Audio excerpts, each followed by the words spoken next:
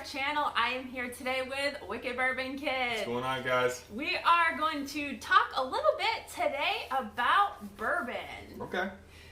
So I had a lot of questions from you guys after we did one of our previous videos about bourbon. And so we wanted to kind of cover some grounds with you guys today. If you're interested in whiskey and bourbon and you are curious to get started with a collection and start bourbon hunting on your own, we're going to kind of give you some tips and some things that we Just actually... an overview, right? Yeah, like an overview of what we did when we started out our bourbon... Or how we actually got started, right? Yeah, how we got started. Before we get started, make sure you hit that subscribe button down below, subscribe to our channel, turn on that little notifications bell so you're notified whenever a new video from us posts. If you follow me on Instagram, hit me up and say hello. Let me know you come from Erica's YouTube channel. We always like to know who comes over. So first, let's talk about what makes bourbon a bourbon. Okay, go ahead. So there's a few qualifications that actually makes a bourbon and makes a bourbon different from a rye or a bourbon different from a whiskey. To be considered a bourbon, it has to be made in the USA.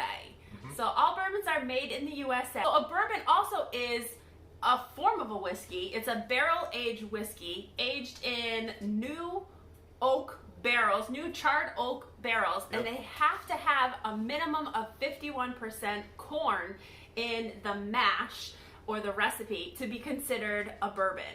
Okay. So once the distillery kind of figures out what mash or recipe they want to use for their bourbon, it has to be no greater than 125 proof going into the barrel, and it can't exceed 160 proof coming out of the barrel. Okay. And then it also has to be at least 80 proof to be bottled and considered a bourbon. 160 proof bourbon. I know. That would like I think burn I've had your taste buds 130, and that's like really hot. Yeah. I like the hundreds. 100, 120, maybe two is about as high as I could possibly go. I'm going to say maybe my favorite is between 80 and 90 proof. Okay. Maybe you like a little bit higher of a proof. Yeah. I'm starting to like higher proofs. Yeah, it takes a while for you to like build your palate. Yeah, I think your taste buds like when you start out, you know, trying bourbon, you kind of I think start out maybe with a lower proof. Some people like the high stuff, but I think you're smart to start off with the small. And that then way you start liking as your palate changes and as you taste more of it, you maybe can like experiment more with the higher proof stuff. Yeah. So let's talk about a few terms that you might hear kind of in the bourbon whiskey community. If you're just starting out as a collector or just starting out maybe sampling some different whiskeys, these are things that you might hear a lot but might not know what it means. Actually, I kind of just learned this. The first term that I heard was mash bill. Like, what does that mean? Essentially, it's the grain recipe for your bourbon. So you could actually have the same bottle of bourbon and have it be two different mash bills, and so obviously it would taste a little bit differently. So yeah, your mash bill is like your recipe, or however much ingredients go into that specific... It's your mash. It's what makes the bourbon. Absolutely. Yeah. So that's the first term that we kind of wanted to like talk to you guys about. The second term is your proof. Now, what is the proof? What determines the proof of a bottle is the alcohol content. So if you have a bottle, so here's the thing. A lot of bottles only show you the alcohol percentage. They don't tell you the proof. So it's as simple as whatever that number is times 2. So yeah, if you have 45% alcohol, then proof. it would be 90 proof. You're just timesing it by 2. So that's another really good tip to know if you are just starting out. So now let's talk quickly about how we got into bourbon. Okay. So the first bottle that we owned for bourbon was Woodford Reserve, right here. It's just your normal Woodford Reserve. I don't remember how we got our first bottle. This is not the first one. We've since killed the first one. Yeah. This is our second bottle of Woodford Reserve. We won this at a Halloween. We won first prize at a Halloween party we went to. When we started out, obviously this was the only bottle we had when we started. So we wanted to kind of build up our base with some things, but now we're at the point where we like hunting for certain things. And I think that's kind of the purpose of this video, is to kind of like tell you guys how we got started if you're interested in getting started yourself, like kind of building up a base collection and then moving on from there. So also, we didn't just start drinking this like she's drinking it now. No, not at all.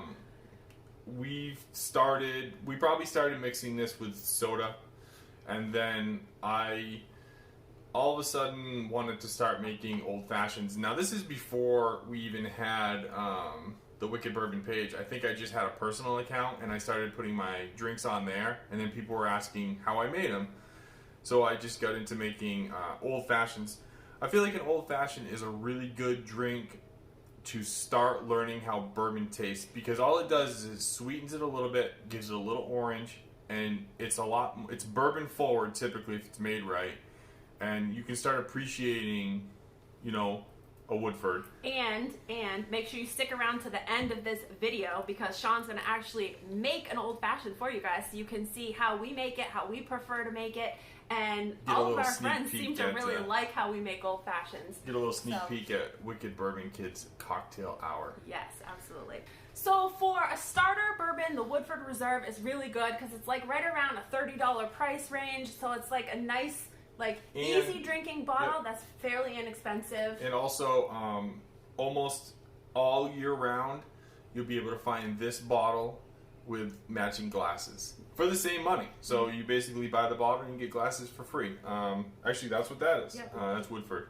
I want to see this place. I've never been. We want to go. Yeah, we definitely are going to go check out. Did you already tell them how much? Yeah, $30 price range. Okay, so the next bourbon that we're going to share with you, we Sean and I both kind of picked a bourbon that's kind of our go-to bourbon for if we were to make a drink or make a cocktail or something. It's kind of the go-to bourbon that each one of us likes individually. So my choice was the Single Barrel 1792. This one right here is one of the first bourbons I really started enjoying a lot of. During the summer, we'd make a lot of cocktails with the 1792. So this is kind of my personal favorite kind of easy drinking bourbon. So the 1792 is a Kentucky straight bourbon produced by the Blanton 1792 Distillery in Bardstown, Kentucky. They are now owned by Sazerac. Is that how you pronounce it? Sazerac. But 1792 was actually named after the year that Kentucky became a state, which I kind of just learned when I looked up the information about 1792. It's a gorgeous bottle. It's a beautiful bottle. Yeah, it's 93.7 proof. So it's got a little bite to it, but it's got a really smooth. I think it's really smooth. And I don't know if this is gonna sound like sexist, but for a girls drinks, I think sometimes the guys like the harsher drinks. Maybe I'm wrong, but for a girl, I think that this one is smooth, easy to drink. I can drink this on the rocks, or I can drink this in a drink like an old fashioned. Or neat. Or neat on its own, like we're drinking today. How much is that bottle? So this one right here, I think is in the $30 price range as well. $30 to $40 price range. I'd say so. So my pick would be, if you're wanting to start out your collection, try out the 1792. Okay, it's my turn. So, Four Roses is my pick, small batch. Great bottle. It's 90 proof, so this one actually calls it out. It's 45% alcohol and then 90 proof. Another great one to drink neat on the rocks or as an old fashioned. One other thing about Four Roses that I really, really liked was they have a really good website. So if you're just starting out and you're wanting to know kind of what goes into bourbon and all of that, their website is super user friendly. You can go right to it. Each one of their bourbons or whiskeys that they offer breaks down exactly basically charts of what is in each bourbon, the mash bill for each bourbon. They're distilled in Lawrenceburg, Kentucky, and also there's on their website is their tasting notes. So if you're wanting to know kind of what kind of flavors you're going to get from their bourbons, they have their website shows their tasting notes really easily. So you can find that. Yeah, it's a great bottle, and probably around a $30 bottle as well. Let's get down to business. This is This is what every bourbon hunter wants to do. You want to go and you want to find your unicorns. If you have Instagram, you type in hashtag, the Bourbon Alliance or hashtag bourbon, all you're going to see is people bragging about the unicorns they found that day. Hopefully they didn't pay crazy amounts of money for it. Our first unicorn, it still is a unicorn. I appreciate it. I love this bottle. We have 3. We have 1 open, 2 for backup or possible trades. It is Blanton's. Now this is just your American Blantons. There's other ones that are out there that I think are sent to the UK. There might be a green label, Gold Horse. I can't get those unless I pay crazy amounts of money online. So the Blanton's is what, 93 proof, I think, right? Always yep. 93. 93 yep. proof. And distilled in Fort Worth, Kentucky at the Buffalo Trace Distillery. So and that's another thing you'll find. A lot of the bourbon brands are distilled by like kind of a major right. distillery right. company. Yep. Like I think Buffalo Trace is a big one. Four Roses is one. Woodford Reserve. Mm-hmm. There's another one called MGP, which is a big one. And then you have your craft ones as well. But these guys are made out of Buffalo Trace. It's a gorgeous little bottle. You can see the little horsey. Each horsey has a letter right here, and it spells out Blanton. So you try to collect them all. We have 4 or 5, I think now. Yep. We've had some different places we've gone to, different restaurants that we've gone to. That have served Blantons. We've asked them for the little horse stopper, and they've given it to us. And we're starting to collect them now. So this has kind of been, this was like our original unicorn that we really like were searching for. We couldn't find them up here, and if we did see them up here, they were like really, really expensive. So you're gonna see this bottle. You're gonna see it in the glass shelf most likely. And you're going to see a price tag anywhere between $100 to $150-ish. You should only pay $50. The most I would pay is $70 if I didn't have one. Yeah. Now that I have one, it's $50 or nothing. Within reason.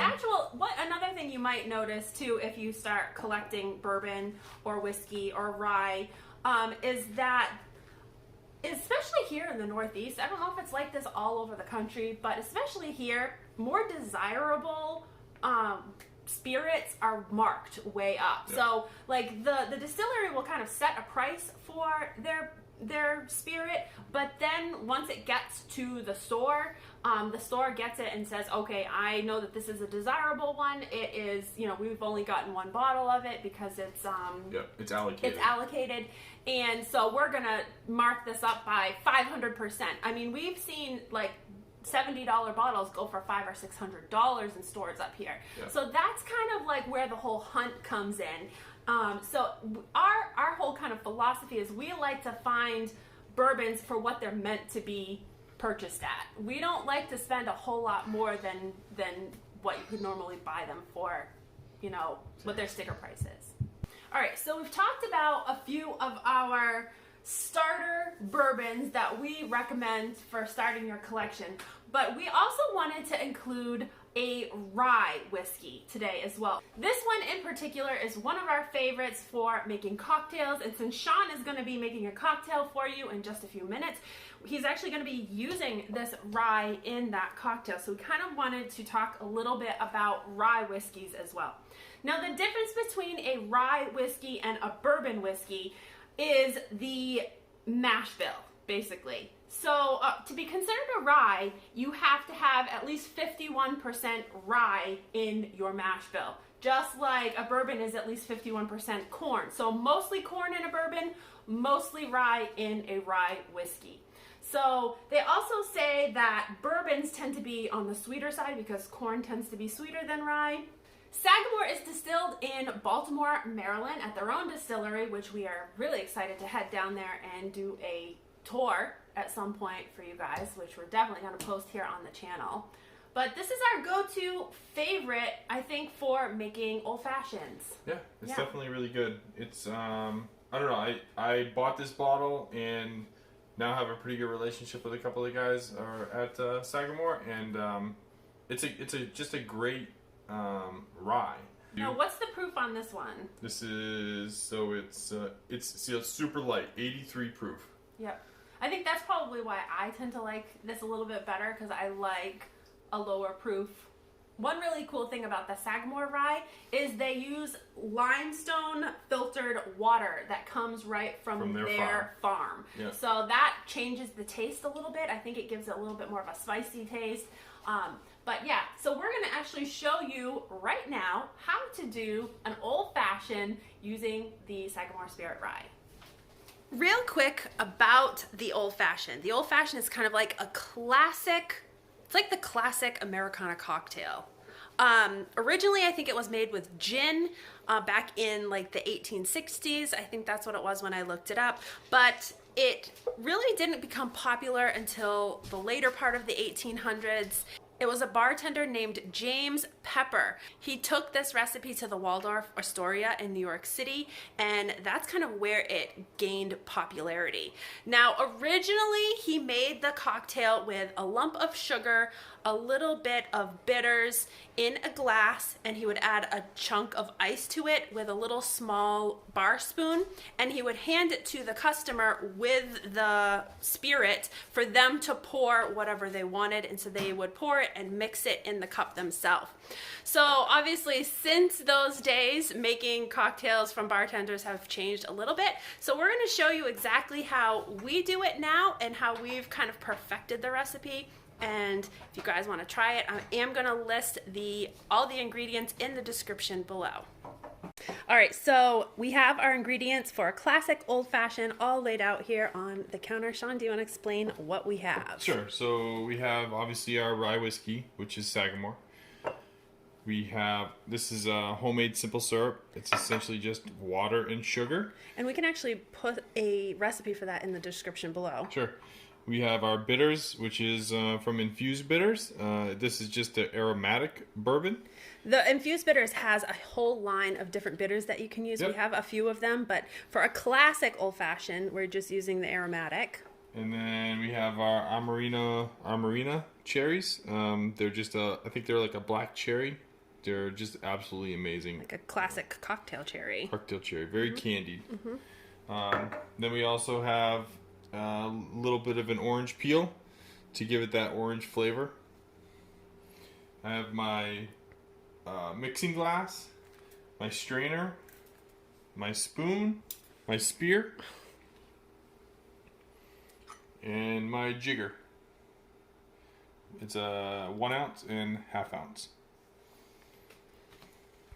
Okay, so it's gonna be a ½ part of your simple syrup. So you just measure out a ½ part of your simple syrup. And what does part mean? Ounce, so ½ ounce. Pour that over the ice. I don't know if you guys can see that. I'm gonna do a few drops of this. This is just your bitters. I'm gonna stir that a little bit. Why are you doing it with the ice in a different glass as opposed to just doing it in the glass? So normal old fashions, majority of the time, are just made in the glass. I don't like it in the glass because I want my whiskey already cold when it hits this ice cube.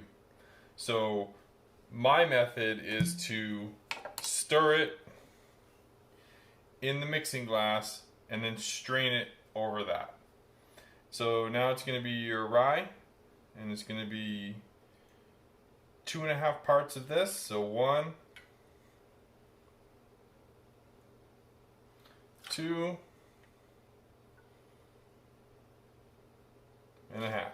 You're just going to stir this up. Then you're going to strain over your ice.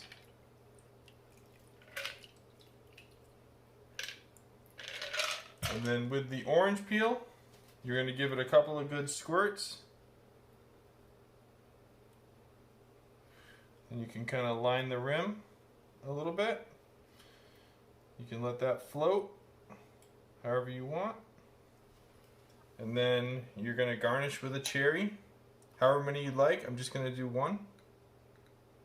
If I can get it on there. and call it done. Looks good. You want to try it? Here, I'll show it to you. So that's kind of how it will look. Okay, so that's an old fashioned. I'm excited to taste it. I usually get the privilege of drinking most of them because he makes them and I drink them. So you can really smell the orange.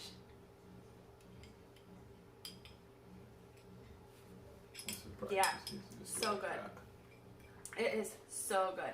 So yes, if you want to start, trying out some recipes with bourbon, this is probably the best one to start out with. We've done a lot of other recipes, which all of our other recipes are on his Instagram page, Wicked Bourbon Kid, and you can check those out as well. So hope you guys enjoyed this video. If you did, make sure you give us a big thumbs up. And again, subscribe to our channel, turn on that little notifications bell, and stick around for more videos to come. Just a little heads up, we have a couple more videos. We're gonna be showing you guys a brand new product from Oak Bottle. So Oak Bottle was kind enough to send us this Oak Bottle. Yeah.